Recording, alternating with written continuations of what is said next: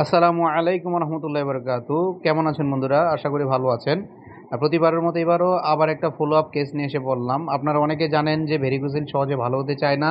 হ্যাঁ, অনেকে এরকম মনে করেন যে এই রোগ ভালোই হয় না।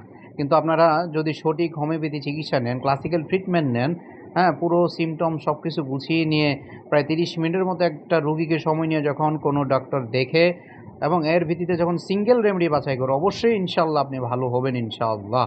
এজন্য ক্লাসিক্যাল ডাক্তারের শরণাপন্ন হন। এই যে আপনারা দেখতে পাচ্ছেন, আমি এখন আপনাদেরকে শোনাবো আমার এই রোগীটা কিরকম আছে। সে অনেক প্রায় ৪-৫ বছর যাবৎ সে ভেরিকোসিল নিয়ে ভুগছিল। আজকে সে ক্লাসিক্যাল ট্রিটমেন্ট নিয়ে আল্লাহর রহমতে খুব ভালো আছে। আসুন শুনে নিই তার মুখের বক্তব্য। অন্ধ বসে তেমন ব্যথা বুঝতে পারি না, কিন্তু তলপেটের বাম সাইডে মাঝে মধ্যে ব্যথা করে।